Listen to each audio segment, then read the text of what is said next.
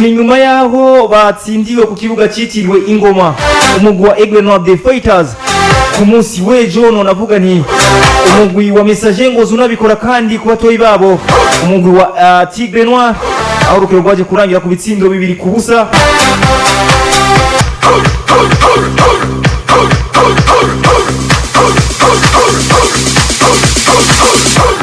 Ngundira ndabaramutse mwese mwahisemo gushira mu nyakira mu zanyu kuri 94 n'ibice 9.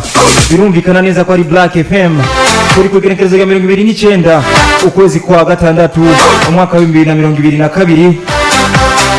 Nkuko mwamaze kumva indanzi n'umwanya wacu n'umwanya wanyu wo kurikirana ikiganiro kizwi nka Bingo Sport, nta politique na entertainment ariko n'urugendo rw'isaha 1:50. Tuza kuba turiko tunaganira byinshi kuvyerekeye inkino na cyane cyane mu gihugu cy'u Burundi, ku mugabane wa Afrika eka no ku mugabane wa Buraya. Utiniki twabateguriye kuri uno munsi, birumvikana neza turaza guhera mu gihugu cy'u Burundi dusha mu guserukira gihugu. Wa unabona yuko amazina y'abakinyi b'inamba mu rugamba z'abigeme ajya kuri 21 azamaze kumenyekana bagiye kuba banerekeza ari mu gihugu cya Maroc.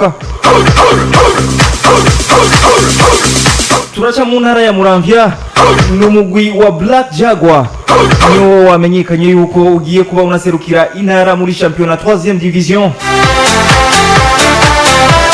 Ni nyuma yaho batsindiwe ku kibuga cyitiriwe Ingoma umugwi wa Aigle Noir des Fighters ku munsi w'ejo. None avuga nti umugwi wa Messager ngo zunabikora kandi ku batoyi babo umugwi wa Tigre Noir aho urukino rwaje kurangira ku bitsindo 2-0. Imbere ari amahinduka yabonetse cyo ku kibuga cyitiriwe Gatwaro ari mu ntara ya Kayanza. Uti ni ku ruhande uruhe, ni ku mugwi uhe? Bisaba yuko kugumana natwe.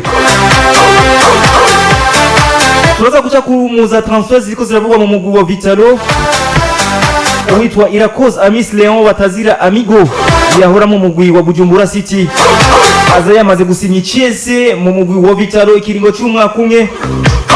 Edouard Nizigiyimana uwahoze ari umusatirizi w'umugwi wa Le Croco, birumvikana neza yuko ari mu ntara ya Rumonge mu manuko by'igihugu. Ibyo bishigwa Chelsea yuko yasinye nawe mu mugwi wa Vitalo.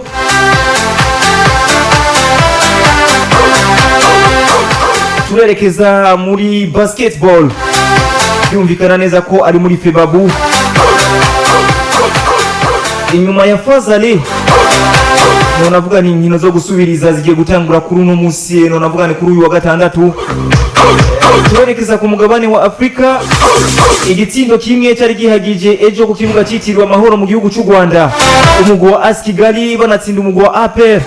Mbere baca babona amahirwe yo kuba bagiye none avuga ni nako bagiye kuba banaserukira igihugu cy'u Rwanda muri Confederation Cup. Ni mu gihugu cya Tanzania ari biko biravugwa mu mugwi wa Simba aho ku munsi w'ejo bashoboye kuba banamenyekanisha umumenyereza wabo mushasha. Uyu nawe ninde? Ni bwa mbere ashika muri Afrika. Ibi byose turaza kuba tunabiguha. Urukino rwa futsal Maroc baraye banakoze none avuga ni ayandi mateka mu gihugu cya Arabie Saoudite, batwara kabiri none avuga ni igikombe cya futsal bikurikiranya. Turagaruka kuri raporo umugwi wa CAF watanze ku byerekeye Coupe d'Afrique des Nations, igikombe gihuza imigwi iserukira igihugu yo muri Afrika. Binavuga yuko gishobora kuba kinunguruzwa gushika mu mwaka wa 2024. Harayo yandi menshi ku mugabane wa Afrika. Turerekeza ku mugabane wa Buraya, asigaye amasaha make izina ry'uwitwa Rafinha rishobore kuba rininjira neza na neza mu kubona navuga ni mu mugwi wa Chelsea. Ibitari bwaboneke mu gihugu cya Argentina bigiye kuba binibonekeza aho ni nyuma y'uwitwa Lionel Messi ahereye umunezero abanya-Argentine mu gutwara Copa America, yiyongera aza kukwa kuno mugwi wa Squadra Azul hariya ku mugabane wa Buraya igikombe cya Finalissima. Leta ya Argentine hari ikintu yavuze yuko kigiye kuba imbere yuko igikombe cy'isi yose kigiye kubera mu gihugu cya Qatar. Turatamuza transfer ziko ziravugwa mu Manchester United, bazaba bamaze kugurura umuryango kuwitwa Alex Telles umugwi yo bimukeneye. Bolingol witwa Romelu Lukaku ashika neza hariya mu gisagara ca Milan agiye gukorwa ibipimo mu mugwi we wa Inter de Milan ajaba mu mugwi wa Chelsea ku ntizanyo. Uwitwa Becky Jean niwe yashizwe imbere n'amafaranga n'uno mugwi wa Tottenham Hotspur kugira bashobore kuba banaronka uwitwa Richardson. Tunerekeza mu mugwi wa Juventus de Turin yuko biravugwa kuri Rabiot na Liverpool. Tunerekeza mu mugwi wa Bayern de Munich. Tunerekeza mu mugwi wa FC Barcelona biriko biravugwa kuri Robert Lewandowski. Uwitwa Enrique arifuzwa gose n'umugwi wa Real de Madrid. Uyu nawe n'umukinyi wahe ariko ico womenya nuko n'umunya Brazil akinira umugwi wa Palmeiras.